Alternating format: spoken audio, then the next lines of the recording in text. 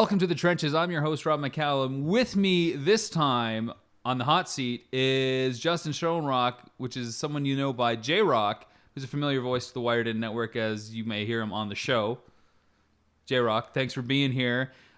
This is, of course, is the Trenches. It's on our ongoing series of interviews with filmmakers, and I thought it would be kind of cool to talk to you in a little bit of a different setting. Not literally because we're in the same setting, but... Yeah, it's the same room. It's definitely the same room, same gear and everything. But I want to talk to you maybe a little bit of a different forum. I'm not even sure how to act right now. Just relax. We want to relax. We want to know who J-Rock really is, not the crazy persona on the show. The show. But the guy before the show. The show. The guy who is J-Rock? What makes him tick? Where does he come from?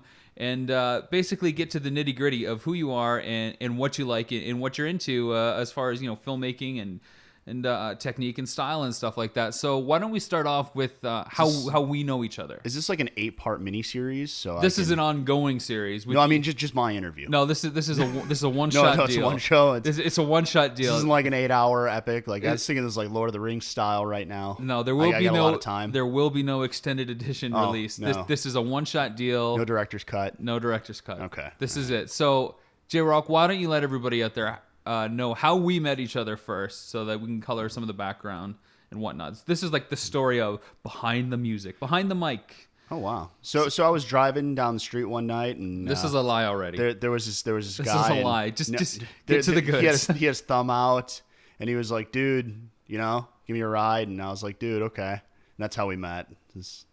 That's not okay. That is a lie. This is a total lie. I was trying to make it sound more exciting than it really Filmmakers from was. around the world are listening and may follow up with us, on Twitter at wired_in_radio or on Facebook page where they like us, and you could get a job out of this. Oh, there's a lot of serious people that are always looking for a good editor, a good director. Yeah, somebody who can plan. All right, I'll tell you how we really met. Yeah, that's planning. Ooh, yeah, planning. Ouch. We'll get to that. But how did we meet? So I was actually working for a women's sports organization. They do football. Yeah, I think you can mention the name. I know we don't want to throw a lot of promos out there and stuff like that, but I'm sure it's going to come up as we... Well, it was the Lingerie Football League, now known as the Legends Football League. So is it like a Hall of Fame league now? No. It's actually it's women. It's full contact football, but they play in like a sports bra and boy shorts. Okay, so it's Lingerie Football League. I mean, not to skip ahead too much, but we worked together. I just wasn't sure if it changed because I left. No. The name, I left over a year ago. The name changed, but nothing else changed. Okay, it's kind of a big gimmick. So. Back to the story. You were working for this women's sports organization. Mm-hmm. And I was actually in charge of all of their television, digital media, films department. Anything that you saw go on television or the website, anything like that, that was kind of my domain. But let's not downplay that, because at the time that you came on, there was a national broadcaster. Right? There was MTV Networks. So it was on what, MTV2, I think. It was on MTV2. It was their their premier sports program. Okay, so it was MTV2's big sports program domestically. It wasn't airing in Canada. We can touch base on that chapter later. Yeah. But it was also playing internationally to some degree, I believe, as well. Yeah, I mean, since season 1 of this thing, it released in 2009. There's been a ton of international growth with it. So I mean, it's in Australia. It's all over the place. So let me get this straight. Mm-hmm. You, just you, yes, are responsible for delivering domestic coverage to a known broadcaster, MTV2, plus making sure that all the international clients and territories get what they need to promote the product that they acquired. Yeah, that's correct. So one person. One person. Okay, keep going. So, at one point we did actual live broadcasts with a satellite truck, production truck, the whole 9 yards, like you'd see like at any NFL game, NBA game, etc. Right. And then there came a point where the cost for that got too expensive. And I was asked, can you create these professionally broadcast-ready games in post-production? And at first my response was, no, you can't do this. But after thinking about it, I'm one of those guys that are like, ooh, I like a challenge. Let's see if I can make this work. So, I did figure out a way to do it. We shoot with multiple cameras. You bring them all back in. You do a multi-cam edit of the whole thing. You have a separate person creating all your graphics. You put those in. You have your actual VO, your play-by-play, and your color commentary guy come in studio, record the game, like talk about the whole thing in post, and then put it all together. And most people that are watching, probably 99% of people, have no clue that this game was built in this fashion. And hence, at some point we needed people to come in and start editing those games. And you eventually came in to do that. But the very first thing you came in to do was highlights. Yeah, so just to bring it back a bit for the viewer, because you rushed through an incredibly complex process. I did kind of rush through that. I'll bring it back and break down the point for him. So you went from live broadcast, which involves a truck, stuff that I really don't know about, and we can maybe talk about how a live broadcast works a little bit on. But let's talk about this notion of doing live sporting events in a post-production environment. You had how many cameras shooting? 6. You had 6 camera shooting, so you had basically, for lack of a better word, 6 tapes or six like MOV files, 6 QuickTime files. Correct. That had to be synced up. Mm-hmm. And I'm sure you used time code. Absolutely not. Okay, so there was some sort of a visual sync cue that you used, or audio sync, and then once those cameras were synced in your nonlinear editing suite, where there was, I think it was Final Cut Pro at first? It was at first Final Cut Pro, yes. Final Cut Pro. Then you would have 7. For Final Cut 7, then you would have several editors work on this, because you had lots of games, so one editor would work on one game one week and it wouldn't be done until next week. Let me stop you there. No, not several editors. There'd usually be one editor. Okay, so there'd be one editor working on a game, and then you mentioned there'd be a separate graphics guy, so any kind of the on-screen stats that needed to appear, this individual would generate. And I know from a fact, so it was based on a template, but that doesn't mean just data entry. There's a little bit more involved, because you gotta tailor a little bit of stuff. Yeah, there would be a graphics person that would come in, and they would create all these extra assets, and sometimes it would actually fall on the editor if the graphics person left and there was a change that would happen, and then he would have to do those as well. Okay, so then the graphics would be done, and then the last thing you mentioned is you'd bring in your commentators, your play-by-play, and your color guy to basically, once a cut was done, to basically provide VO, kind of like an audio spotting session, almost like ADR, where actors would come in and reread their lines.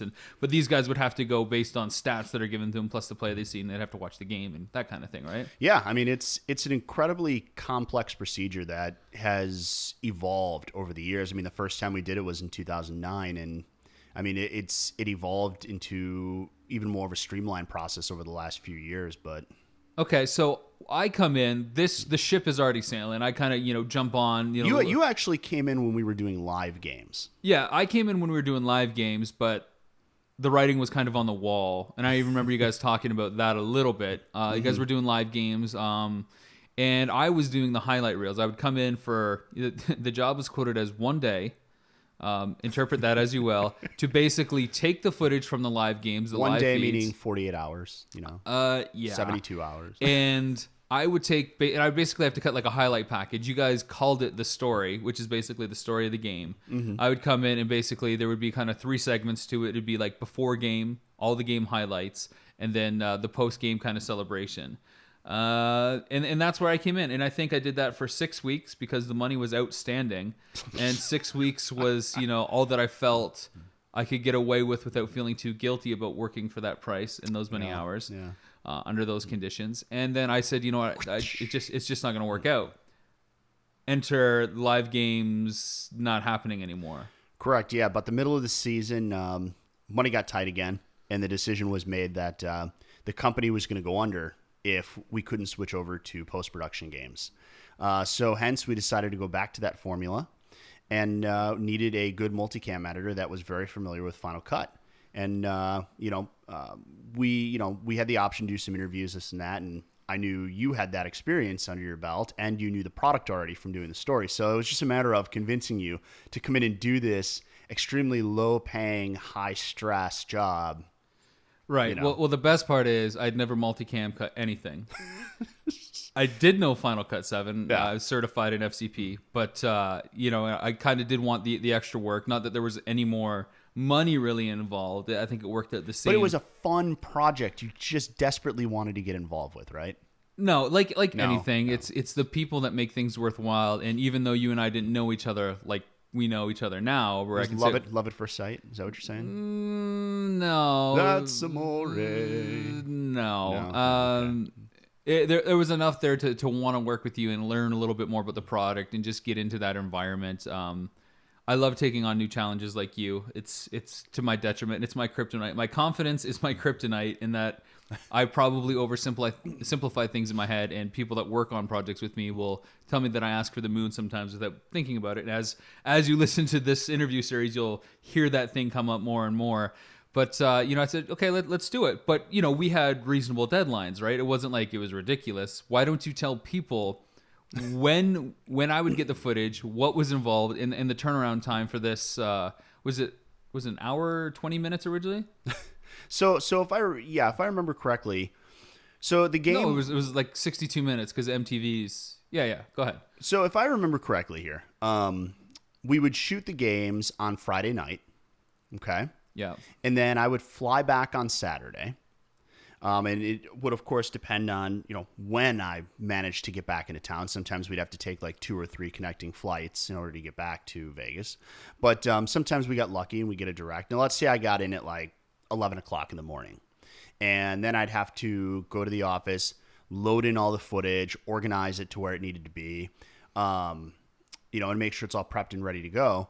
You'd be able to come in at, what was it, like 4 o'clock or so in the afternoon? Yeah, like about 4 on Saturday. Yeah. And then what you had to do is you had to go through and do an entire rough cut of the whole thing, get as far as you could, which usually would take you to, sometime around like midnight. I think after you got a little better at it. Yeah, midnight was when I got better at it. It was when you got better, but at first, I mean. It was like, there was 4 one. in the morning. The first time was 7 a.m. We went from 4 p.m. to 7 a.m. And the hard part about that is, you get up like at 8 or 9, like you start your day on a Saturday, and you can't get to work until 4. So you've got like 8 hours where you're doing, your household errands. It's Saturday. Yep. And then it's like all of a sudden you got to, switch, and you can't really plan anything, of course, because, you came in, like you said, your flights would vary. So Yeah. I'd usually go in at 4. And once the process got done, I could get a rough cut done probably around midnight or so, give or take. But the first few, it was probably like 2 or 3 in the morning on average. And at the time of the process, we were having the VO talent. They were going to a studio actually in Texas. Yeah, in Austin. So we were here in Vegas, and the talent was in Austin, Texas, where we had this recording studio set up. They would go in there Sunday afternoon, and they would actually record the VO for the game based on the rough cut. Yeah. Because that was the only time that was available that they could do this for the budget that was available for it. Right. And what was tough for you was it was a matter of you having to get the game to a point where they could VO it with certain graphics that were already in place. And you'd have to put like temporary ones in there if necessary. Just placeholder supers so that Yeah. if they had to call like a quarterback's, completion rate or, how many passes they had hit or interceptions there. or touchdowns, I had to put it in so they could call it. We could generate the actual graphic later, but I had to put enough in there basically with 1 day worth of work for them to call that 60-minute game. And this is if nothing went wrong on a technical side, which was part of my responsibility to make sure everything went smooth. And I'd say I won't pick on you here. I'll let you keep going. Come on now. I'd say 8 out of 10 times from a technical standpoint, it would go okay. It would go right or go wrong, because I only remember 2 or 3 weeks that things would go right. Oh, come on now. Dude, we cut Harsh. 16 games, and how many went flawlessly? Okay, There was always something. Not always within your control, We'll see that's the difference. but there was always something that went wrong in the process.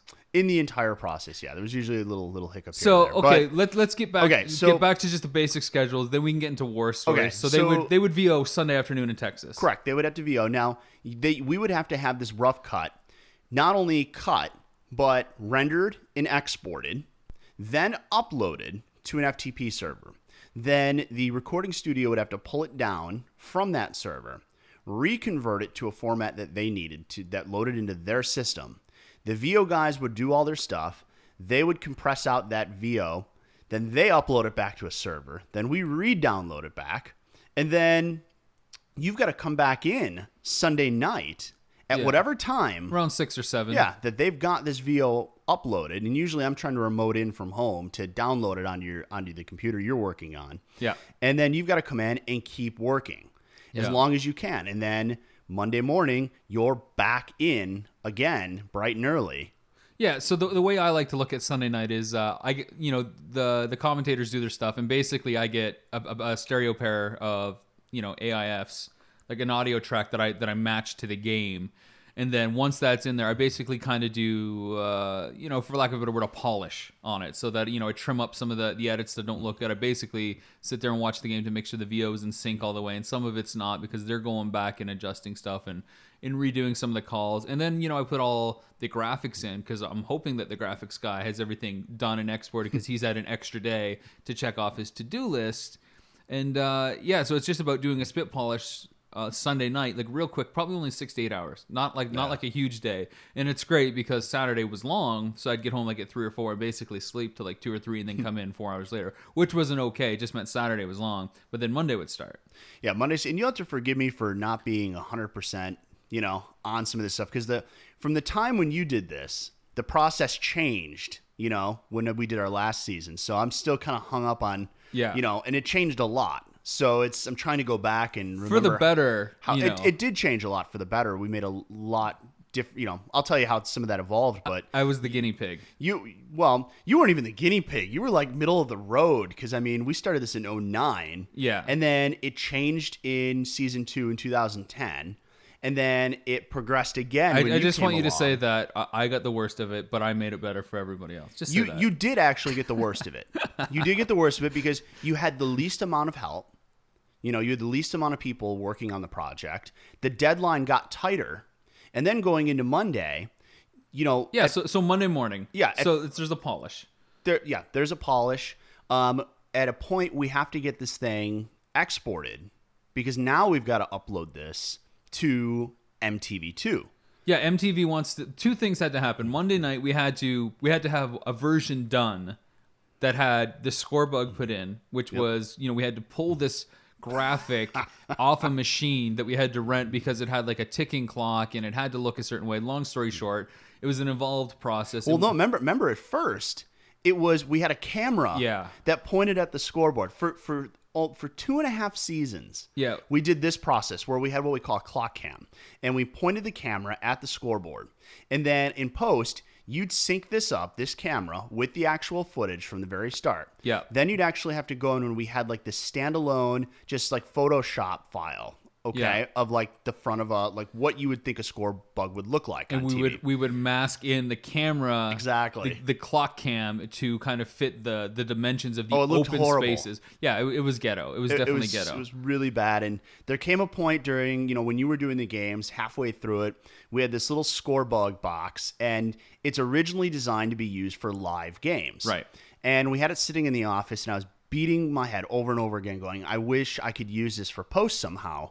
But I couldn't think of a way. There's nothing, since nobody does this, like this is not done. Nobody had created a product that allowed you to recreate this stuff in post. So eventually I started tinkering with it because it was one of those challenges and I wanted to make it work. And we didn't have enough on our plate. Oh yeah, definitely. We haven't even got to the end of the process here, but we're jumping around. Long story short, you thought that the score bug could be better, and it was a pain in the ass to do. It meant we had to go through the game one or 2 more times, which we kind of probably needed to do. But we did make it better. We did make it better, and it just meant Monday was a longer day because we had to add the score bug to it. We had to do this one extra step. Well, yeah, you had to hook this box up, and essentially you're watching the game and feeding me information. I'm sitting behind this third-party little computer that's hooked up to a record deck, and I'm starting and stopping the clock as we're watching the clock camera start and stop. And as we're watching the game and a stat sheet that is supposed to tell us down and distance. Yeah, so because there's no down and distance on most of these clock cams because it's just not the way it worked. Yeah. So, we're trying to figure out down and distance, starting, stopping the clock, any penalties that might be happening, bringing the score bug on screen, off screen, these weird kind of things. We're trying all these things. And we're having to record this onto a separate file. Then once you had that separate file, you had to go back in and sync up this separate file. Yeah, and delete the other ones. But it obviously made rendering a lot easier in a Final Cut environment because you didn't have all the separate mask 5 elements. or 6 layers. Yeah, so it went from like probably 16 layers of video down to 12 just by putting this clock cam in, even though it meant a couple extra hours of what I call human labor versus, the 8 hours of extra. And it looked a million computer. times better. It did look better. So this is Monday night. So Monday night we had to get the clock came in, and basically a really good, like 85, 90% looking game. Yeah, what we felt was a solid product that could go on air. This would go out to MTV2 for notes in case they had any objections to some of the content, or they wanted us to trim it up, or they didn't like something. But it would also go out to the international client because they didn't have a time restriction. Yeah, the international client, that was their final version. Yeah. So we had the international version, which would go out, which essentially was our, release candidate 1 for MTV. Yep. So international will go out, and this is a matter of us exporting a couple different versions for the international guys, because, of course, everybody always wants something a little different. Yeah. We've got to take out the English commentary and make those a separate file for everybody. Mm-hmm. So we push that up onto a server. We push MTV's version up onto a server. So then Tuesday comes along, and usually we'd get into the office, and hopefully bright and early, since there was a 3-hour time difference. Yeah. The folks at MTV would send us this laundry list of things. Yeah, and which at first was pretty long, but it was daunting at first. I mean, and it wasn't like hard things because there's only so much that we can do, and that was our response to a lot of it. It's like, well, we can't cut away from that because we have nothing else that's broadcast quality. And most of the MTV notes were about broadcast standards, or just there would be the odd weird thing. There's that they a would flash ask for. frame at here or something like Yeah, that. and sure enough, there would be a flash frame there. And unfortunately, we had to use them basically as an extra set of eyes sometimes, just because we'd been staring at the same stuff for 3 days. They were our quality control layer, essentially. Whether they wanted to be or not. But near the end, I mean, their notes were literally like almost Minimal, nothing, yeah. which is great. So we would get those back on Tuesday, their notes, and it depended on time when we got them back. And as soon as we did, then we could launch into starting to correct all those notes. But this is the part that I always thought was interesting. Mm-hmm. And we eventually had to move this part to Monday night so it would be less headaches for us, even though it was probably easier for us in the long run. This is where we'd sit down with, I guess you could call him the owner of the league, and he would view the game. And that would be an interesting process in itself. But he would say, okay, no, change this. And at that point, because of our schedule, we're like, no, we've already sent this to MTV, and they like this, and we can't change it. This is what they're expecting. Yeah. He's like, no, I want to change it. And there'd be like, he would, swear up a wall and stuff like that. It's like, well, kind of like a dictator. That's one word for it. So we were caught between the broadcaster and the owner in the schedule that we were up against, and it would be like, okay, this is what's locked in. We don't have any other time to do it. So there was a back and forth. We eventually had to put that owner review to the Monday night, which made Monday a lot longer. Very long. And that thankfully for me, it wasn't always that long because it would be like 2 to 3 hours. The game was an hour. Do we get to tell the fun story?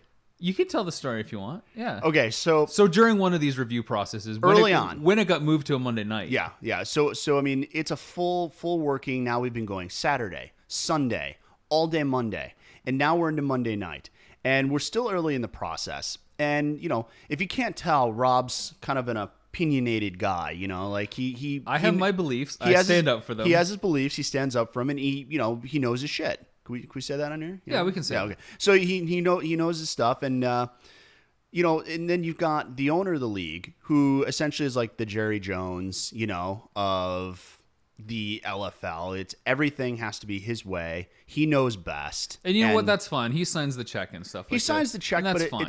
But there's a way about doing things. The problem is he doesn't know the process at all. He's not a TV guy, so he has no idea what's involved, how things work.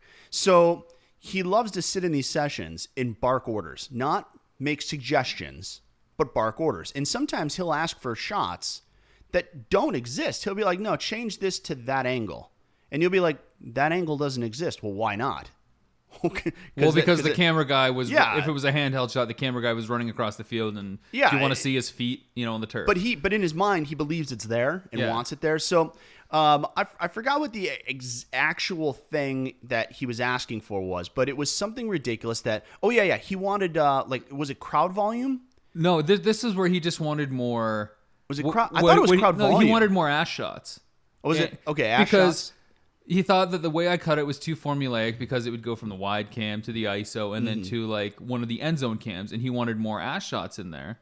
And I said, okay, just let me know where you want it. Just speak up and let me know. And it got to the point where he's like, so where are my ass shots? Where are my ass shots? because this is the lingerie football leagues and showing ass is really important apparently. Yeah. And I'm like, you just got to let me know. I don't care. It's like 2 clicks. It's like a right click of a mouse. What do you want? And then he just kept going. Yeah, and it got to the point where he was using a lot of like aggressive, foul language towards you. Yeah, he was telling me, why can't you just fucking listen to me and stuff like that. And it's like, And I'm watching this, right? And okay, so like I'm the guy who's responsible for making sure that all of this stuff gets done, and it gets done at a certain time, and everybody gets it, because if they don't get it at a certain time, they're in breach of contract. And in the end, this is my responsibility, right? And I've got to be the one to, like, let's say you just up and quit. I've got to be the one to find a replacement or finish the game, or I don't know how this is going to go. So I'm watching you. Like, I can tell you're fuming. You're like ready to kick this guy's ass. I wouldn't go that far. I'm just getting to my threshold. I'm watching the angry Canadian. Okay, I'm watching I'm waiting. If you were wearing a hockey outfit, the stick would have gotten thrown down. The gloves would have. Yeah, gloves would have come off. I'm gonna sweater pull this motherfucker. Yeah. I'm waiting for it to bend over and pull it over his head and knee him in the face. So I'm watching you get fuming. He's just not letting up at all. And it's the same shit over and over again. And I'm just shaking my head like double face palm, like, oh my God, what is going on here? So all of a sudden he's going off on you. And then you literally stand up. You stand up in your chair, like hovering over this guy now who's sitting down. Yeah. And you're just like, what did you say? Like, if you say that one more time. You swear to me one more time, I will walk out of here and I will quit and walk out of here and delete the footage. Yeah. And I'm just sitting there going, whoa, guys, whoa. And he's like, what? And you're just like, I swear to God, I'll do it. Say it one more time, I'll do it. Just swear at me one more time, and I will delete all the work I have, and you can keep all the money you've paid me. No problem. I'm out of here. And you got to remember, like, this guy thinks he's a god among men, the owner of this league. So he's just like testing the waters, and I'm watching him going, he's going to do it. Like, he's going to piss this guy off just because he thinks he's like an ant, and he is a king. And I'm just watching, I'm just stepping in like, whoa, guys, come on, we got to get the game done. Let's just focus on the game. We can talk about this later. Because I'm thinking, oh my God, this guy walks out of here. Like I'm screwed. Like, because the work falls to you. Well, I'm gonna have to like jump on this. I've already been up for like 2 freaking days. Yeah. I'm like, I don't know what's gonna happen here. So I'm trying to calm it down and like heal the situation. And the ironic thing is, he actually respected you more after that event transpired. Like, he was nicer to you. Yeah, things got a lot cooler once I stood up to him. Now, I'll admit it's probably not my most professional moment that I've had, but it was classic to watch. Because, like, you never want to get to the point where you threaten somebody with ultimatums, like, I'll delete all your footage, because that's not cool to do to anybody, but it's also not cool to I agree. Badger somebody and belittle them. I mean, he was sitting there badgering, belittling, swearing at me for trying to do my job, and all I wanted to know was what he wanted in there for the sake of, switching an angle on multicam, which is, right clicks, literally pick a different angle. It didn't bother me. I just wanted to know what he wanted. He could not communicate. And that's where the trouble came. The reason, I don't want to feel like I'm getting off on a rant here, but I wanted to share this story so that way the people who are listening can understand this is the environment that we were working in. And we tell you, like, these are the things we were doing. This is not, we're sitting in an edit suite, chilled out with like incense going and calming music going. This is not your traditional edit suite. This was the environment in which we were working. It was a kind of hostile environment. I remember several times, and I only ended up working there, I think, for like 4 months, like from beginning to end, even though it was like long days and it felt like a year. It felt hostile because you and I would be in, the post-production room, more or less. You were doing your stuff, I was doing my stuff, the graphics guy doing his stuff. And when the owner would walk in, it would be tense. We would not like it. It would be like on pins and needles, and then that's not our environment, So kudos to you for having the patience to put up with basically all that shit. And I mean, you've heard me tell you before, it's like, I don't know how you can put up with it. It's just not worth it in the end. I know since then you've moved on and you're pursuing other projects like the Wired In Network for free on iTunes. Subscribe now. Bing. But, sure, that was early in the process. And, I kind of wanted the work and stuff, but we made it. We made it through that season. Yeah, we made it through. It just wasn't worth, my soul to work with individuals like that in that environment. I wanted to do it because I wanted broadcast credits. Yeah. I got it. And but, there's a silver lining in everything, and everything happens for a reason. And look at that, because of that, we've been able to form this. Yeah. So back 6 minutes ago when we're talking about the process. Get the footage Saturday, rough cut. Sunday VO, polish cut. Monday, international MTV review. Hostile review. Threatening, deleting file review. Tuesday, MTV notes, and that was it. And it would be done. They'd have it Tuesday night, Wednesday morning, so that they could play it Friday. Yeah, and I mean, the goal was, everything was done Tuesday night. We'd make sure it was locked at that point. So then Wednesday was a matter of uploading them their final copy. And then I'd have to begin prepping everything because Thursday morning, I'm flying out again. Yeah. So I literally, Wednesday was supposed to be my tentative only day off of the week, which would usually be spent in the office anyways, wrapping up, getting this episode uploaded, making sure nobody has any problems with it. And what else happened that had to happen Wednesday in theory was the story, the thing that I was originally hired onto. And when it switched, it was supposed to start Wednesday and be ready to be game ready for our Friday. So that the game would play and this would come after. Yeah, there were multiple productions. There was a radio show that was happening every week. It was insane. There was way too much for... Needless to say, 3 guys essentially pulled off, broadcast quality material in a 4-day turnaround cycle in the most hostile of hostile environments, which eventually changed and became quicker, at least on the back end, when you guys switched to Premiere, which I was kind of the catalyst for. We cut some of the international content on Premiere. We did multicam with that, and that sped things up dramatically. Well, yeah, we did. And we got also investment in some new equipment, which really helped too. Well, yeah, we upgraded towers, which did make a difference. So we're working on a 12-core Mac Pro tower machine. 64 gigs of RAM. I mean, I went balls out on this tower. And, I mean, one of the biggest differences, though, was switching to Premiere. Now, Premiere is something I've been using since 5.0 came out. And then I switched to 5.5.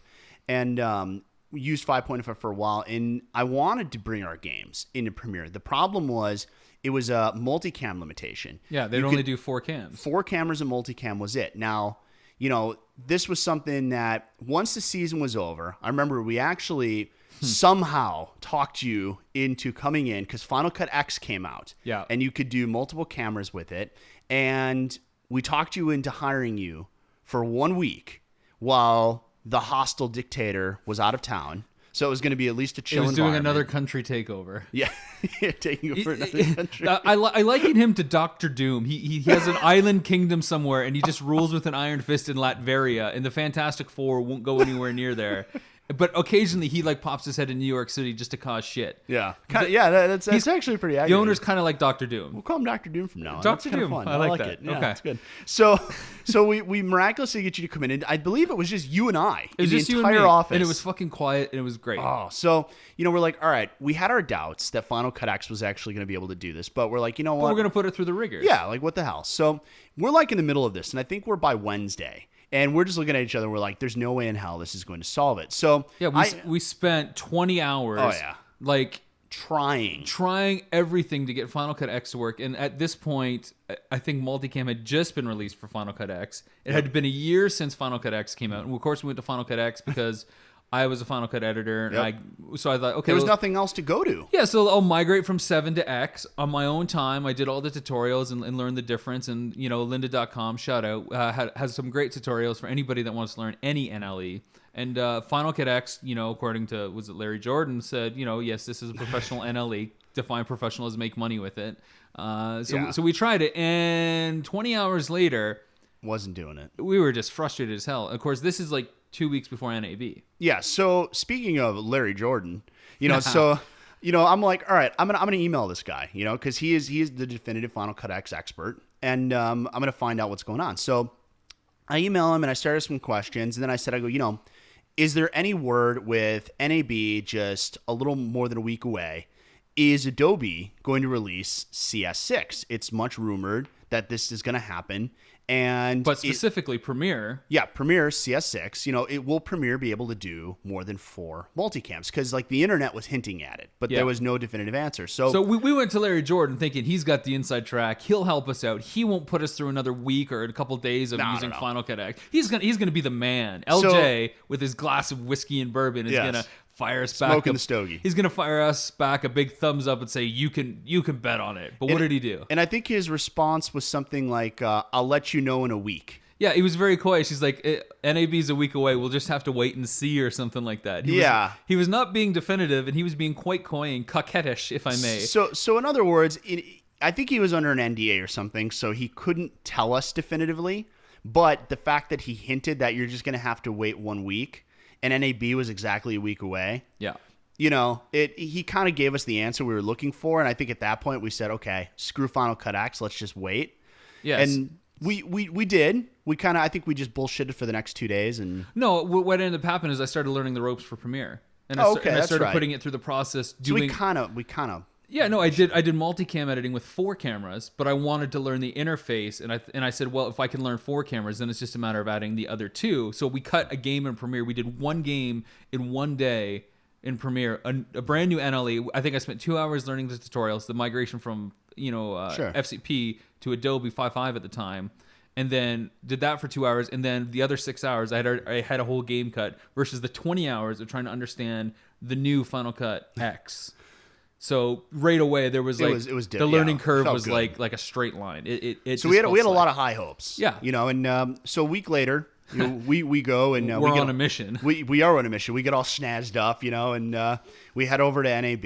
We had a good buddy Jim Wallen there too. Working with us, reporting there, trying to get some inside edge.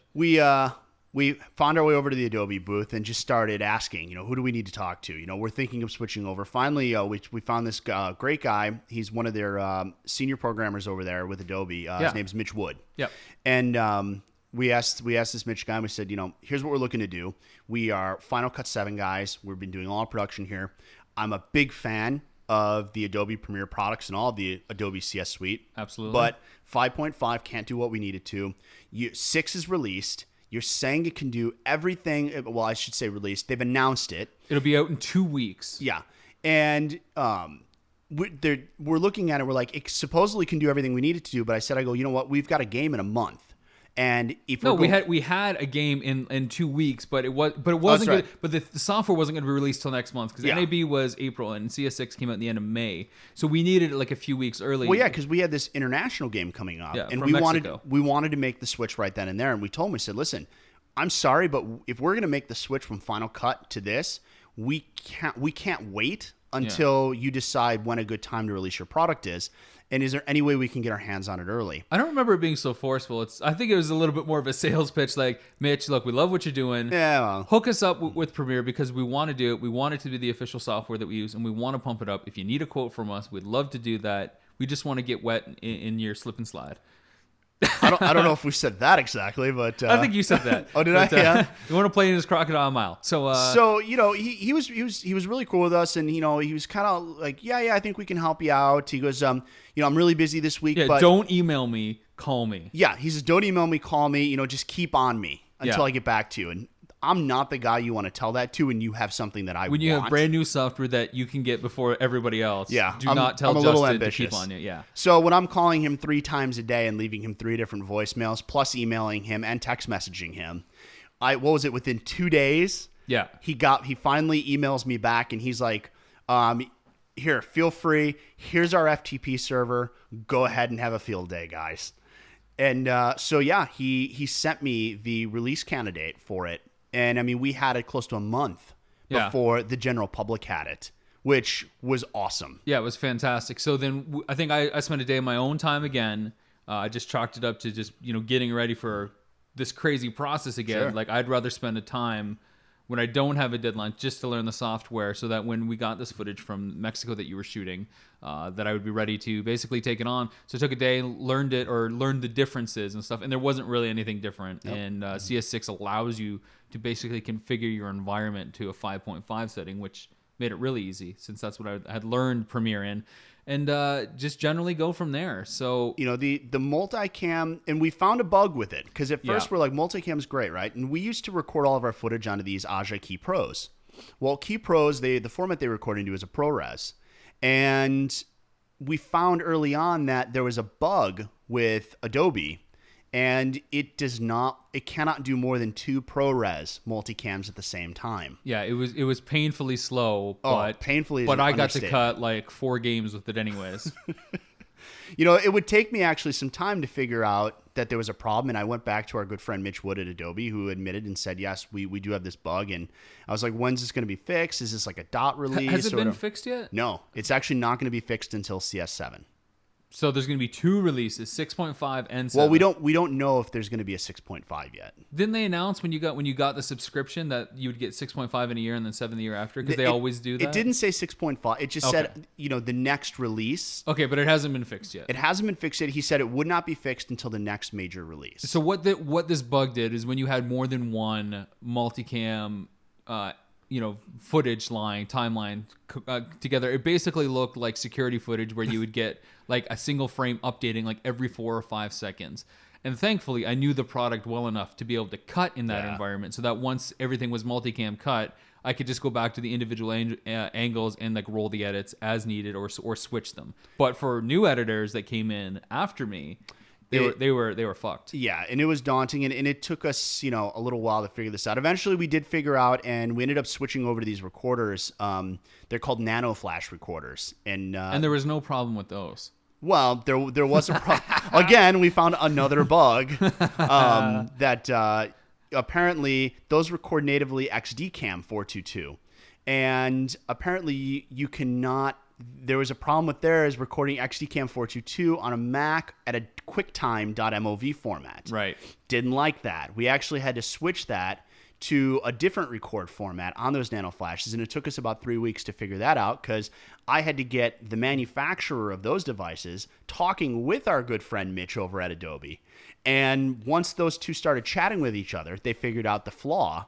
So, the best part is you just like took 2 big companies, did like a bug report for them, saved them a bunch of headaches, and probably, customers around the world that I don't know if anybody else does the similar kind of setup, but anybody that wants to use those 2 platforms, you just saved a load of headaches at your expense. I mean, I can't tell you how many hours and days I spent trying to solve this problem because once again, it was something that needed to be fixed. And you don't let things go. I know when you want something or you're determined for something, it will keep you up all night. Pretty much, yeah. Yeah, you see, I'll just go to sleep. No, I'm just kidding. Yeah, so we fixed that. I don't know how much longer you want to spend talking about this process. Well, I was just going to, this gets to basically the end of my tenure when this new process comes in, and it's kind of a good way to segue into what you did next, which is one of the main reasons I wanted you to come on the show. First, I wanted to just, enlighten everybody how we work together under the circumstances that we did, and just those kind of war stories that we had to go through. Dr. Doom. Yeah, with Dr. Doom. And then... The next thing that I basically want to talk about is the other part of your job with that entity was, other than TV broadcast, was doing like the promo stuff, what you call the films department, which is, you do the promo spots, the commercials, the little teasers, the kind of viral videos, short form filmmaking, commercials, promo spots. I don't know a lot of people that really love this stuff. See, this was more my passion. And like music video stuff. This is like totally you to a T. Yeah. I come from like a long form narrative background where I want to tell like a 120-minute movie or like a 10-minute short. You're like, give me like 30 seconds to 2 minutes, 2.5 minutes, bang, boom, done. Yeah. Impress the fuck out of me in a short amount of time. And that's cool. Well, when I got my start doing this, I did public access television back in the day, like Wayne's World in Chicago. Party on. Kind of, yeah. You're like the real Wayne, man. It was a little station out of Romeoville, Illinois, called RPTV. Okay. All right, and I remember I was sitting with my buddy David. We just moved into this community. We're watching TV, and we hit channel 6, and it's just like this god awful programming, like we don't get any of that in Vegas. Yeah. Okay. So we're watching this, and it's really bad, and we're laughing our ass off. And finally, like, I had this epiphany, and I looked at him, and I was like, dude, why are we just sitting around laughing at it? Like, why don't we go fix this? Like, why don't we go do our own? We could do way better than this. And he's like, really? And I was like, yeah, let's do it. So we volunteer because it's a volunteer organization, right? There's no money in it. And we volunteer for this thing. We get on board with it. All of a sudden, we meet these guys for the first time, and it's literally a group full of senior citizens. Now, nothing against senior citizens, but this was kind of like a good old boys club. Okay. It was a bunch of retirees chilling, meeting once a week, playing with an SVHS camera and a couple decks. Right. We come in, and here we are. The young kids, hot rodding, guns a-blazing. Oh, yeah. And they didn't have any cool... Like, we had newer technology than they were working with. Well, public access. Yeah, but I mean, we're two like broke kids, you know, and all we had was a digital video camera, a mini DV camera, and like I think it was like Pinnacle Studio for our PC. Fantastic. Yeah, so we start shooting a bunch of these programs digitally, Right. editing them digitally, and then dubbing it onto tape. I was gonna say you had to transfer it to SVHS. Eventually, but just by the whole process being shot digitally, the quality went from like 20% to like 80%. To like third generation, like oh yeah, blurriness and color bleed to like they crisp. started all of a sudden the village took notice, you know, and people in the community started taking notice. And I mean, we weren't putting on amazing programming here. I mean, this was like really horrible stuff we were doing, But you were doing it well. But yeah, but it was just so far above what was currently on there. So within 6 months, I had actually gotten, because everything there worked on elections, so you'd have to be voted into like the executive board. Yeah. Within 6 months of being with this organization, I was voted in as the program director, which was like third in charge of the organization. Cool. So it was now my job to fill the station with good programming. So of course I started just pretty much filling it with all my stuff. No conflict of interest. No, not at all. But again, it started to take notice. And one of the biggest things I wanted to do was youth sports. Right. I was like, you know what? We need something on this channel that people are going to take notice in. And, you know, parents, you think soccer moms, what are parents going to watch? If you put their kids on local TV, they're going to watch it, right? Right. So, you know, I start doing more local sports, local baseball, local soccer, these kind of things, on a very small scale. But I wanted to get it even to a larger scale. So I didn't have a whole ton of support, being that a lot of these guys were senior citizens, and they were kind of intimidated by like how much I was trying to do. Right. Well, I started bringing in like recruiting more friends of mine and this and that. So eventually, you know, the membership, which probably was at like 15 people at the time, Yep. grew to about 40 something within another 6 months. Wow. And most of them were more my age group, and I had brought them in, so they were pretty loyal to me. It was kind of like a hostile takeover in a way. Resistance is futile. You will be assimilated. Kind of, you know. So, you know, 6 months go by. Now there's an election.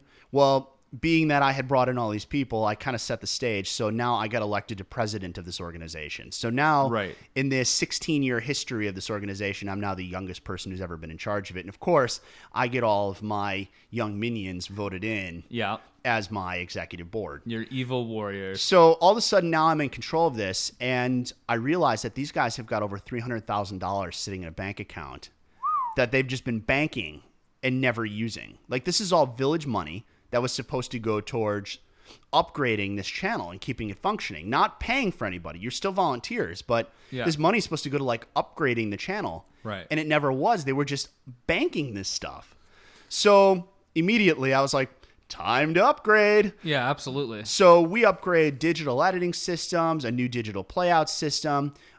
We ended up partnering with this education channel, which mounts a satellite on top of the building. And all of a sudden we're getting all this educational programming that is not stuff we're producing, but we're bringing in from all over the country and building that into our program schedule. So now this is starting to look like a legit channel. Now you're flipping through. This no longer looks like public access. You're actually getting caught on it going, oh, what is this? You know, it's a good idea if only somebody would do it to the podcast world. Uh-huh. Like, oh, wait, the Wired In Network. Okay, keep going. Yeah. So, you know, this is going now, of course, now I've got the power and the money to start doing. Hey, Chico. Yeah. To start doing the sports I wanted to do. I got the money. Oh, yeah. So I buy a vehicle. We buy this truck that's the size of a FedEx truck. We outfit the whole thing custom, generator, heating, air conditioning, custom build the interior. You've got a graphics station with a Chiron system, full Panasonic mixing board, all, you know, LCD displays, full Mackie audio console, studio cameras, JVC studio cameras, the whole 9 yards. We've got a 12-foot crane, all this stuff. I negotiate with Comcast, who was the cable provider. At the time, they had just taken over. Well, no one ever bothered to read the contract with the village. And according to the contract, they had to provide us 3 live access points to go live with throughout the village. Nobody ever bothered to read this. I did. There you so forced Comcast to put in a live access point at the high school, the recreation center, and we already had one at the village hall for village board meetings. Cool. So now we can go live throughout the village at our disposal anytime we wanted to at the flip of a switch. So we want to start doing high school sports. People, they of course I'm still getting pushback from a lot of the, older people at the organization. They didn't want to do this. I needed the manpower, so I worked with the high school. Said, we want to start doing your sports live, but we need manpower. What about instituting a club here at the school? We'll facilitate everything. So they make an announcement. The first week, we had 30 plus kids that applied that wanted to be in the club. Awesome. So now we've got 30 kids in the club. Now we're doing high school football, high school basketball, soccer, baseball. We're doing all these sports. We're doing them live. It's absolutely awesome. We're getting a lot of the high school kids involved. I mean, these kids are in high school. They're running camera. They're learning how to direct. They're learning about sound, really getting integrated into the whole process. Started a scholarship program based on, we took 50% of the proceeds we would get from selling DVDs of the games, and 50 of it went back into the,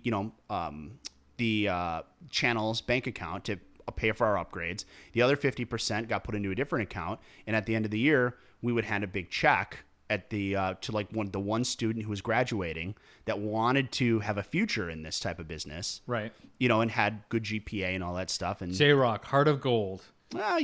give back to the community a little bit. So I stuck with that for about 2 years, and it got to a point where I had felt like I accomplished everything that I could there, and it was time to move on. Started my own company, which was J-Rock Entertainment. What? Yeah. And then started doing what really took off were club videos.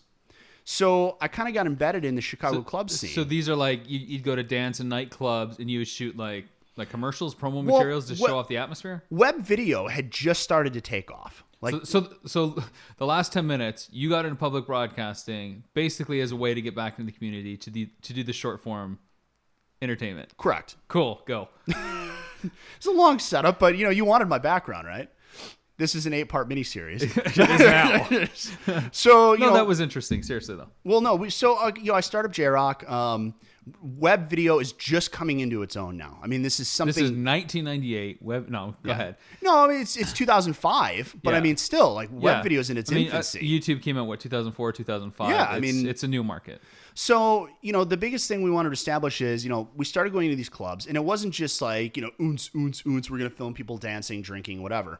There was actual story behind it. Like, we had a great host that would come in who was actually one of the people that was from the high school. We did all this stuff. Cool. She actually won the scholarship and went on to DePaul for broadcasting. So while she was still going to DePaul, I brought her in to actually be a host on this stuff. And we would go into these clubs. She would interview patrons. And even though the club was paying us to produce these, we made them look like we were a third-party company coming in and just almost commercializing this thing for people. So we would focus on the music, the DJs, the atmosphere, not just like TNA or the Girls Gone Wild or crap like that, but we made it look legit, like people are actually having fun, enjoying themselves. So it started at one place, and then it went to another place, and before you knew it, J-Rock Entertainment was doing every single major club in the Chicagoland area. Cool. That turned into, then we started branching out. We started doing weddings, and not just regular weddings, but high-profile weddings. There was a very wealthy couple that hired me to come and do their wedding in Mexico. Flew me down to Mexico. They were doing all these crazy things, zip lining and doing these weird tours, and we were on boats and all kinds of crazy stuff. I did a wedding where the Temptations were hired to actually be the musical act. Cool. So I got to be on stage with the Temptations and shoot them for a wedding. So, I mean, these were like more high profile gigs that I got to have fun with and really be creative. Ended up opening a J-Rock Entertainment. What started in an apartment within a year and a half turned into a full office with 5 employees working all the time, doing all this footage. And that's, in 2008, that's where the LFL came into play.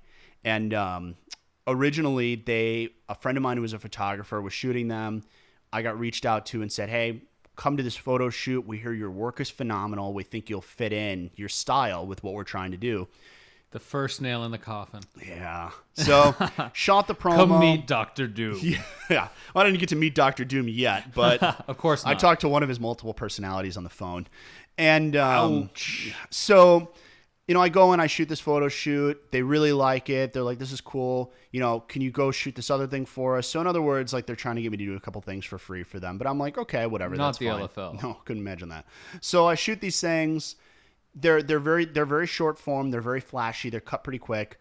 And they're like on the fence about this because you could tell they didn't want to commit to anything yet. Right.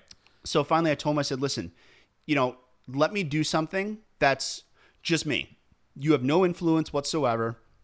It's not a photo shoot. It's not a predestined event, that I'm roped into. But let me just have one player and that's it. So I said, okay, take this one player, do whatever you want to do. So this is like... This is my moment. This is your moment. It's not like a big break, but this is your chance. But to at the time, like I bar. thought this could be, like this was the biggest thing I had done yet. I was like, oh my God, like this is some huge company. They want me to do this promo for them. It's make it or break it. And it's carte blanche because they're not committing to anything. Exactly. And you're doing it on spec. I'm doing it on spec, but they're like, do whatever you want to do.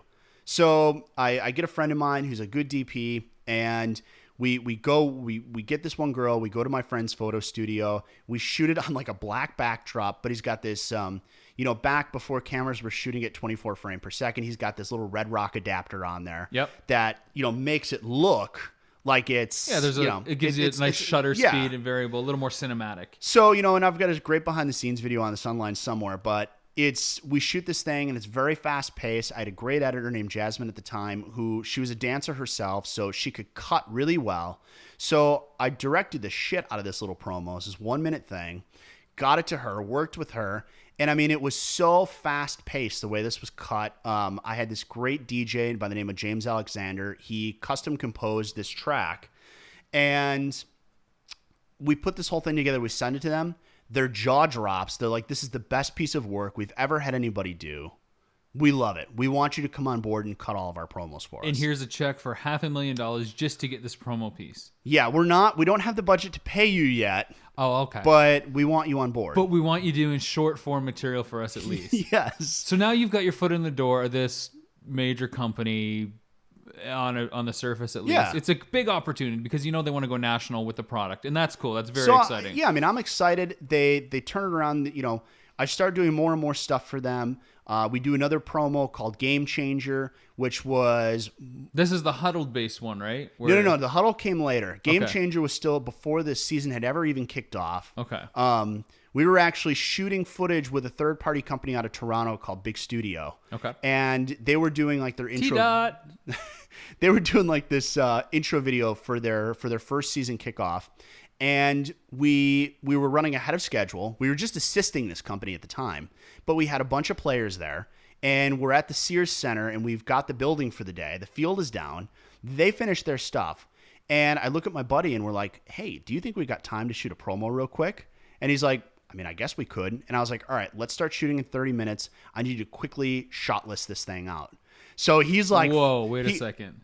You did a shot list? Well, he kind of did a shot list. Okay, I mean, we're talking scribbling on a piece of paper because that's more planning than I've ever seen you done. Yeah, and I mean, like I said, this is like spur of the moment. Let's do this. We have 2 hours. We got a camera, and we have some players here.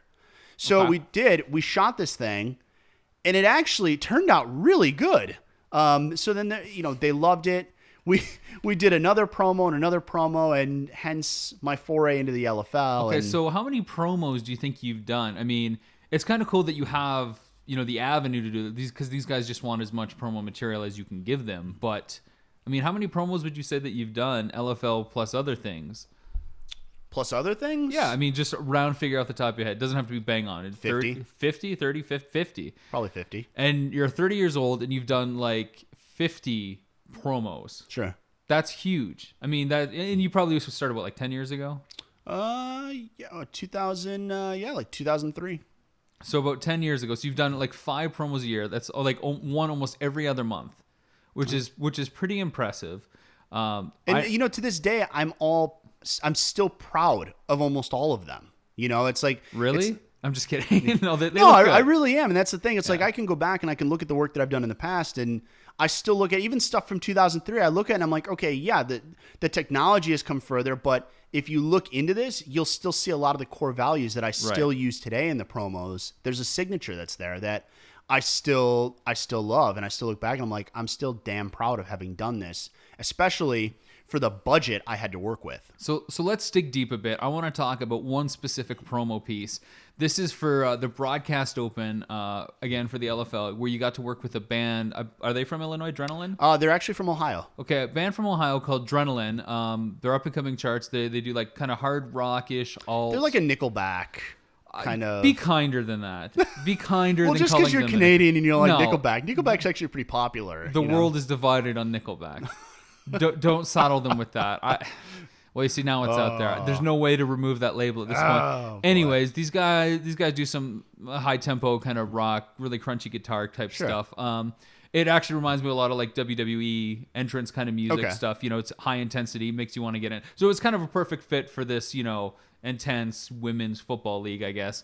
And you got an opportunity to work with them here in Las Vegas. You were giving a budget of, how much did you get to apply with? For that promo was the biggest budget I've ever had to work with, and it was like $6,000. Okay, so you had $6,000. Did that include flying the band out here? Yeah. Okay, so the band flew out. They brought their gear. You've got to do a broadcast open. And for people that don't know what a broadcast open is, why don't you tell them?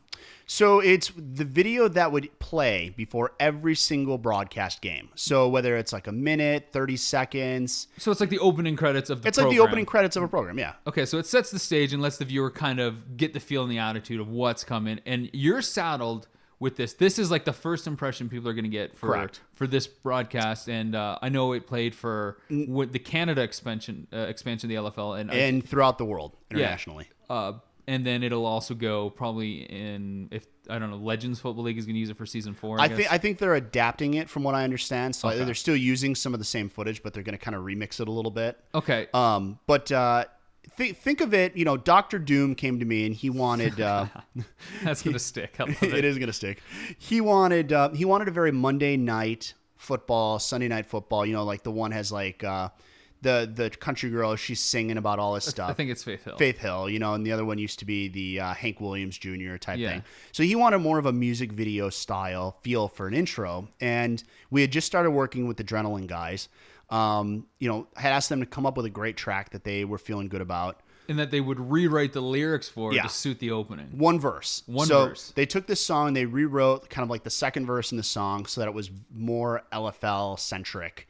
And, you know, took that idea and said, all right, let's shoot something. So let me stop you there because we'll go step by step here because I think this is a really interesting part. We really got into the process of how the games came, got some good background on how you got to the point to do part the 2 of my miniseries. This is going to be part 1 if people are still hanging on. You got the budget. You've got the centerpiece of the video. What is the plan? How do you manage to get this together? Where do you plan on shooting? You know, the band's going to come in and that it's going to be kind of like a pseudo music video, but you're going to marry some, you know, LFL players, some of the girls out there, I guess, in, you know, like what's the plan? So, well, how much planning do you do? What is your pre-production phase for going through one of these promo spots? I am not known for my pre-production abilities. All right. But that's not totally true because, you know, you booked the band, you booked the location. I'm good with ideas and executing my ideas. Okay. I'm very good with coming up with stuff and making it happen. Okay. I'm not so good with putting that on paper. Okay. That's not my area of expertise. So we're talking shot listing, overhead blocking, storyboarding. Yeah, that is not something scripts. I come up with the idea and I know what I want, and then it's just a matter of executing it once I'm on site. So you got your toolbox, you know where you're playing, you know where the sandbox is, and you just kind of start playing around. I just mosey up to it and break out my bucket and build my castle. Okay, so that didn't change for this promo. That did not really change. I did have to do a little more planning than I was used to. But still, you know, and that was just because Dr. Doom, you know, was like, oh, you got to have all this planning. I want to see everything beforehand. And, you know, so I kind of just like pitched ideas and tried to make it look as if I was doing a lot of pre-planning.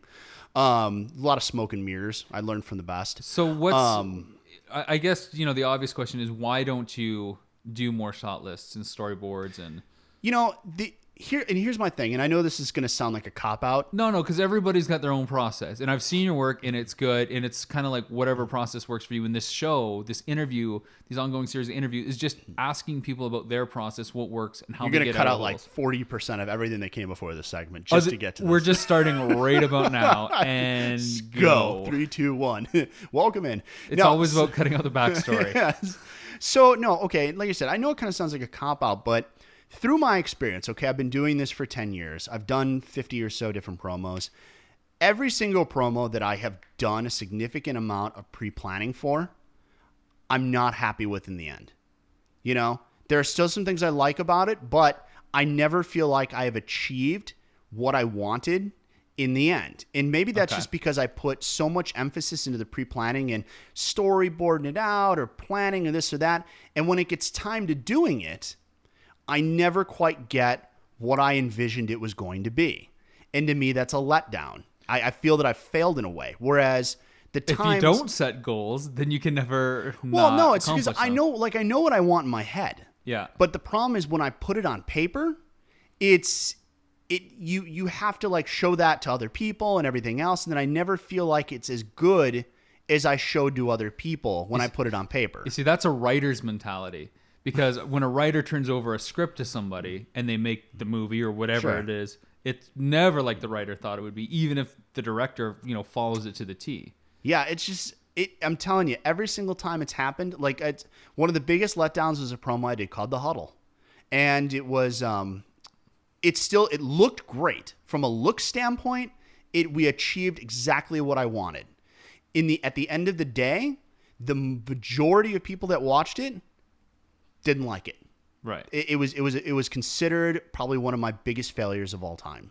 And honestly, it was probably one of the promos that we put the most work and planning into of all time. Right. And a lot of it came down to the script was way too scripted. It was way too campy. I failed as a director in not pointing these things out beforehand. But we went through so many different people tweaking it and customizing it and hiring a coach, like an actual coach, to come on board and proofread this and say, yes, this is what a player would say. This is not what a player would say. You want this to be more dramatic. I brought so many people into the fold on it to give it authenticity, and it killed it in the end. It wasn't spontaneous. And in that, to me, I love walking onto set. Now, as far as having the cameras I want and the setting I want, yes, I'm all about making sure I have all the tools in that toolbox that I'm going to need when I walk in. Right. And I'm all about surrounding myself with very talented people that know their craft. I am not a god. I've never claimed to be a god. I can't do it all. I have an idea, but I need other people that are very talented in their area of expertise to come in and help me realize that vision and make it a reality. And I know this going into it. So, that part I'm never worried about. I always know I'm going to bring on talented people. Okay. But it's when I get so deep into the planning of it, it just gets out of control. And then I never get what I want in the end. So that's why I've always had more luck doing it, what a lot of people call the J-Rock method, which is just roll up on set. Here's what I'm planning. I mean, that very first promo I did with the LFL, the one that blew their minds away. There was a plan to that. We went in and we actually did have a shot list for that because it was such a big deal. We wanted to make sure it was perfect. And it was supposed to be like this romantic pan up a leg, and it was supposed to be like very sensual and like sexy. We got on set, I looked around, and the whole thing changed. I literally rewrote the entire promo in about 5 minutes in my head, just seeing, all right, here's what she looks like on camera. Here's the lighting we have. Here's the background. That idea sucks. We're changing the idea completely. And that's why most DPs that work with me, they want to put a bullet in their head sometimes. But you did that initial work. You had an idea. But as soon as you saw the stuff, you realized that idea wouldn't work. I'm like, this is going to suck. But that's planning. Even if you abandon something, you should have I think. I mean, everybody does their own thing. You should have some... There's always an idea. Well, let me ask you this. Mm-hmm. Would you ever go back and try to do like a hardcore planning assignment? I think if I did that, I'd have to bring on people that are very good at that. Okay. I'd have to have somebody that I'm working with who is very talented. at creating that. And yeah, well, you know, No, just kidding. yeah, that's right. Fair enough. So let's bring it back. I couldn't do it myself. I'd have to have somebody who's very good at that. I think you to could work do with. it, but I think you just need to learn how to do it right. Yeah. I've just had bad experience with it. You know, Up till now, bringing it back a bit.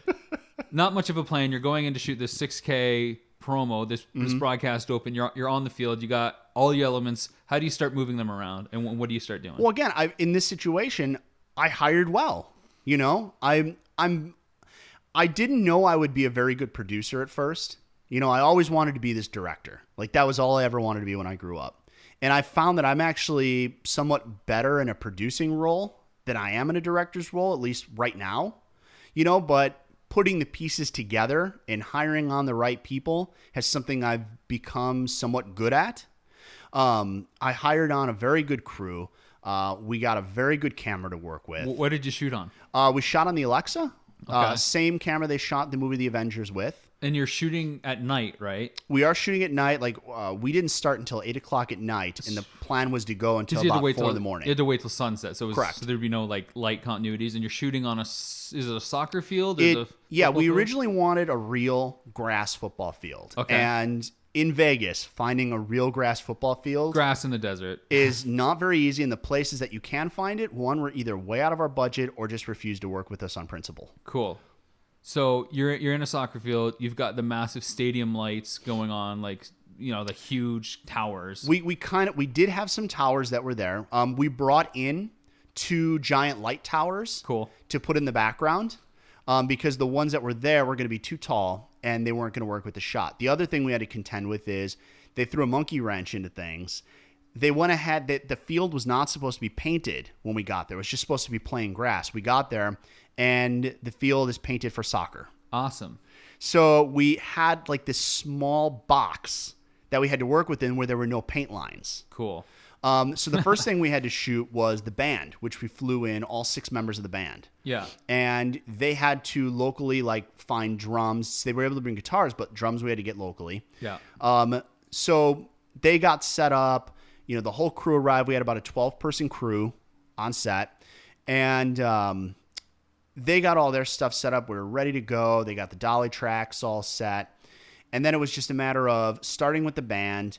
We probably did 30 different takes. So when you say starting with the band, you basically had them. It was a music video. They kind of lip sync to the track that was playing via stereo, and you would just vary the shots. You know, singer, close up, drummer, guitarist, bass player. You know, wide shot and stuff like that. And you basically just started going through your head. You know, what does a music video have? Sure. I'm guessing because I know I've seen the product and. Well, because it was going to be a mix of like players. So it was a music video. So you shoot the band, and then the other stuff is the players that you just mentioned. So is it just like football stuff that you plan on shooting? Is it tackles? Is it Well, yeah, we had 5 or 6 players, and Dr. Doom had a very specific idea of what he wanted, like the players to be doing, and this is kind of where I had to take a step. I directed all of the music video stuff, was producing the whole thing, but when it came to these shots, Dr. Doom stepped in and said it must be he was like pretty this. much there, and I stepped back because I've learned in dealing with this individual that you're always wrong, and you might as well just let him do it because he's always right. Okay. So, and that's, I think, a quality you have to know as somebody who's on set, and in the end of the day, this is your boss. He's the one paying for it. Yeah. So I just stepped back and said, here, you do what you want to do. And, you know, he got the shots that he wanted and then took his stuff and went home. So it wraps, and I think you guys wrapped a little bit earlier. I think you guys wrapped around 2 or 3 instead of 4. We got all the shots we needed probably by about 1:30 or so. Okay. And then it was a matter of, okay, he went home. We've still got the crew. Even though everybody's kind of getting cold and tired, we decided... What else do you do? Yeah, what else do we do? And then it was just a matter of, all right, let's just have some fun and let's do some fun shots. And we kind of did, just kind of using up that available time to get whatever shots that I might want to put in there. And you're also planning on editing the promo project. And some people out there would say never edit what you direct, but there's a way to do it. And there is, you know, of course you guys can't hire an editor because there's no budget. For it. And, you know, Dr. Doom wouldn't say, why bring in another editor when you can edit? No, absolutely not. So you get your extra shots after Dr. Doom leaves, and now you're in the post process. What's the post process on this like? Post was, you know, I did my initial cut. Yeah. I was pretty happy with it. Then Dr. Doom got into the picture and said, no, I want this, this, and this. And it was kind of like having another director over my shoulder, even though this was my project. Right. And again, it's difficult when having to deal with that. It's like if you were making a movie, I'm sure having a studio over your shoulder going, yeah, or a producer who gets final cut. Yeah, no, change this, change this, change this. And in your mind going, this isn't right. The difference is there's no negotiation, there's no conversation. Yeah, no, it's just this like, is what you're going to do. Right. Which was difficult, because it was my baby. It was my promo, and I did the best I could, to make it good. And it got really good overall feedback in the end. What was the post timeline on? Like, how many days did you spend editing? First of all, how long was the final product? It was about a minute. So you're talking a minute. And how long did you spend in post on it? I'd say I cut it for about 3 days. And then brought in... I had an effects friend of mine come in and actually do some effects work on it for free. Lens flares. Yeah, because we didn't have any budget, so it needed color treatments and lens flares. Right. And we actually had to do it at my house, just because we didn't have the budget to actually hire him. So it was a favor that I asked, and he got a free baseball cap, I think, out of the deal. Okay, so 3 days you call it 1 day effects working in there, and then on the 5th day, Dr. Doom saw it, and you had to change a bunch of stuff? Correct. So you had to go back, you had to kind of unaffect some stuff or add more shots that would later need effects. Yeah. So we're talking, I don't know, what, a week, 8 days? I'd say about a week. Okay, yeah. so 7 days for this 1 minute video. How much footage did you shoot? Was it like 2 hours, 3 hours? Oh, yeah, it was... Like, I know you shot for like 5-6 hours, but how much actual footage was there? Oh, God, off the top of my head, I don't know. Maybe you did 30 takes of the 2 minute track. Yeah, I'd say it was probably a little over 2 hours. Okay, so 2 hours boils down to 1 minute, so that's 120 to 1 ratio, which isn't bad. I mean, people will tell you have to shoot a minimum 10 to 20 to 1. Yeah. And you shot more because it's a music video, lots of different takes and stuff, and you can why not shoot the whole song with the the individual performer plus all the stuff that you guys shot with the players. So I guess looking back on it, you hinted that the reception of it was pretty good. What would you change about it? And the thing is, I was not a huge fan of Dr. Doom's player footage shots. Right. I think they looked cheesy. I think they looked corny. When in my cut, I had so much of the band that it was more a music video than it was an intro for the football league. Right. But that was because I was very unhappy with the shot. And it wasn't the quality of the shots. It wasn't the way they were shot. It was the cheesiness of the shots that were done. The done. framing, the setup. Yeah, they were just very cheesy, very corny. I thought they needed to be a lot higher impact style stuff. And to me, that was something I was unhappy with. Right. That I wish I could have gone back and changed. So I know you don't like doing a lot of planning ahead of time. Mm-hmm. Would you consider just booking that extra time for reshoots? If we on a project that you can control, like, do you believe in the reshoot process? I think if you got into something, and you realized that it could be better, and you had the available budget to go back and make it better, I don't see why not. So this is where I come from. I try to do as much planning as I can in advance. I preach planning to you. Yeah. Literally preach planning to you. How's that working out? Yeah. But I also am a firm believer that you build the reshoots. Like when I did my film Unearthly, we shot for a month in August, and I specifically booked to come back a couple months later after I could get a cut done. Not only what I needed to reshoot, but also what new scenes that I need, what new shots that I need, because this is last chance. So I would suggest preaching again. Yeah. To maybe consider building the reshoots in there if you need them. And if you don't, that's money you save. Sure. So yeah, I mean that kind of wraps up what I want to talk about. You really focused on what a promo like experience is, especially under those conditions, which I don't think would be far fetched from a lot of people that are first getting their feet wet, working with, a company or a client that would probably be strangled. I know I've worked on some commercials for ad agencies. There'd be like 10 execs, questioning every shot the director would do. Yeah, I mean, there's so many promos that I've done that I've never really been blessed with a huge budget to go and do a promo. Right. Especially in the ones that I have a lot of freedom with. I'd say one of the best ones I had the pleasure of doing was it was a lingerie bowl commercial a couple years ago. And it was in the middle. They were doing a game later that night, but they flew me out from Chicago. I was originally told that I had no budget. Right. And it was actually funny because they called me specifically. I wasn't very involved with the LFL at the time. I was kind of taking a break from it. Yep. And Dr. Doom called me and said, we want you to come on board and do this commercial for us. And I said, well, okay, great. What's the budget? Well, we're calling you because we know we need a 30-second commercial for air, like on like global air, domestic and Pay-per-view. internationally. Yeah. Pay-per-view, all this stuff. It's going to air on MTV and all this stuff. But we have no budget. We know you're the only person that we know that we can call that can nail this for next to no money, but have it look broadcast style. That was a very big compliment to me, But at the same time, it was like a huge handcuff. It was a huge handcuff, but it was a good compliment. So I'm like, all right, I'm going to do the best I can. I mean, at the end of the day, I had to call him, and say, listen, I can do this, but it's going to cost you $500 in order to do this, because I found a great grip company that was willing to come in and do this with a staff. But the guy's like, listen, I'm all about having fun on a project, and you seem like I never worked with this guy. And he's like, you seem like a really fun guy and a really good director. I want to work with you.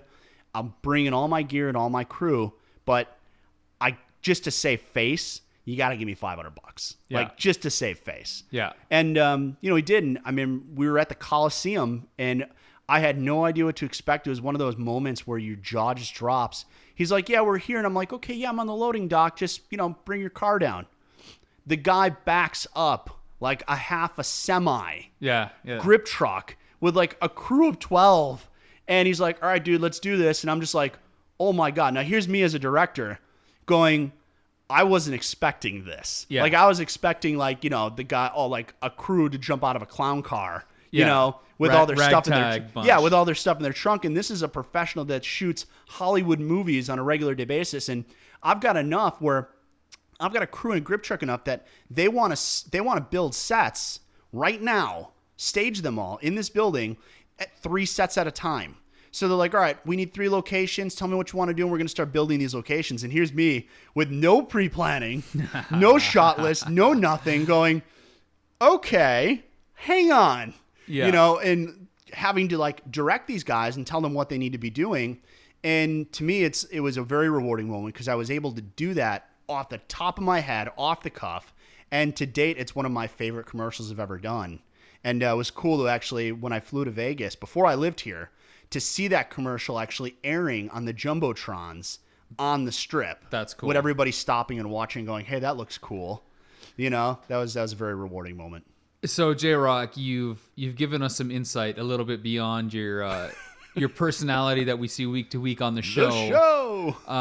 But we're going to wrap up the interview with a little bit thing that we call Let's Play a Game, where I basically ask you like 3 kind of fanboyish questions. Okay. The first one is, you get to create a branding video for the next Spielberg. What comes to mind that has to be in the short, reel, or commercial or promo, and how do you do a budget on it? So what is the next Spielberg? So let's say I'm going to call myself the next Spielberg, just for shits and giggles. And I want you to create a branding promo for me. What's the first couple things that goes in your mind, and how do you budget out, marketing somebody as the next Spielberg? I mean, what are you going to ask for right away, and what kind of video do you want to make? So this is like a promo video? Yeah, this is like, call it a commercial about me. Okay. Geez. Just off the top of your head, what do you want? Do you want fire? Do you want you want to shoot it on Arri Alexa? Or you say, okay, I need a $10,000 But I don't know budget. about you though. That's the thing. You know about me. But so this is about you, not like you being Spielberg. Hypothetically, about me. Okay. This is for directing or Sure. Like what are you advertising? Sure, directing. Okay. I think it'd be cool to actually like stage a couple sets with you. Okay. And actually, if I was a client and I was looking to hire you, I'd want to see you in your raw form. Okay. So depending on what your specialties were, whether it's pre-planning, like we've got some great video of you actually like in your house, like working with people and pre-planning and getting down, getting your groove on, doing that kind of thing. I'd love to see some like I'd make yours probably very behind the scenes style. Okay. It doesn't have to be, tons of huge pyrotechnics or anything like that. Explosions going on, helicopters. So you might set up like a fake set where I'm directing people with a crew around. And absolutely. Because if I was a client looking to hire you, I want to see how you achieve things. I want to see how you work with your crew, what your end product is, your personality. If I've got to work with you, I want to make sure you're somebody that I'm going to, have a cool working relationship with. So I'd probably stage, something fake that I could shoot with you and just make it fast paced, badass, and just make you look like a freaking rock star from Mars. Okay, I like it. We'll talk about that. I use these interviews to get a little free advice. And You're like, okay, let's do it. Little small profiting for myself. Second question is, you can work on any film, past, present, or future. What film do you want to work on, and what role do you want? Any film, past, present, or future. What film and what role do you want on that film?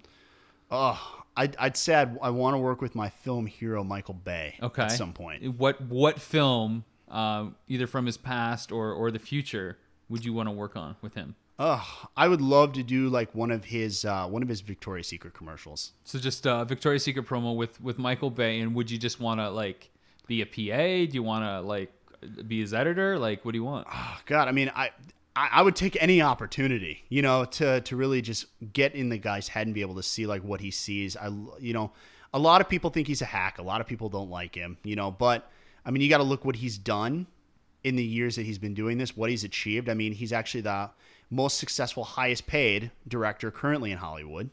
That doesn't come easy. That's not just handed to you. You have to be able to generate things that people like. I love his mentality that, he's not just trying to please, the Academy or this or that. He makes movies for the audience. He makes movies to entertain people. That's what I make things for, is to entertain people. I'm not looking for tons of praise out of it. I just want to entertain you. Okay. So we have a lot of the same philosophies. I'll let that go. Wow. You're just laughing at me. The third question is, if you could be any superhero, who, why, and how would it help your film goals? Any superhero? Huh. I mean, I like the Wolverine myself. Okay, so you'd be Wolverine. Okay, why Wolverine, and how would that help you with your career, your film goals, and the future stuff you want to do? I like Wolverine for two things. One, he has a don't take shit attitude from people, and that's tough because especially when you're making films or promos or entertainment, you get a lot of people who will dog you and either tell you your stuff is crap. Even though it's good, they may just people that you work with that, They want to make you feel bad about yourself because they want to make them feel better. And a lot of people can't take criticism and turn it into something constructive. I like his attitude that, stuff just bounces off and he's like, okay, whatever, dude, kiss my ass. I know what I did was good, or I know it was the right decision. And that's the bottom line. In a way, his healing, be able to regenerate, himself. If you get your ass kicked and something's not always as good, like when I did The Huddle and it got very ill reception. Oh, like an emotional healing. Yeah, it's more like an emotional. It was just like, okay, well, you know what? Yeah, then I'm going to do better next time, and I'm going to heal. I'm not going to let this just haunt me forever and be the worst thing in the world. Okay, we did it. It didn't work. Guess what? We're going to get back up on the horse and we're going to make something else. And it's going to be that much better. I like what you're saying about the healing factor, but maybe from a physical point of view, because if you're on like a 30-day shoot, you get run down. Could get a cold or something, but he'd just heal. And I actually find when I've directed some television before it in the public access days and a little bit with RPTV, and when I was directing, I actually found that even when I was not feeling well, I did some of my best work. So ironically, you're not overthinking things, and that's a hard quality to find. Yeah. Because I'm sure when you hear some of the other segments in the interviews that we've done, you'll hear directors and filmmakers talk about overthinking things and missing the obvious just to get stuff done. But J-Rock, I want to say thanks for being on The Trenches with me here. I'm your host, Rob McCallum. This has been an epic conversation, learning all about J-Rock and what made J-Rock J-Rock. Thanks to our listening audience out there. Again, this is The Trenches on the Wired In Network.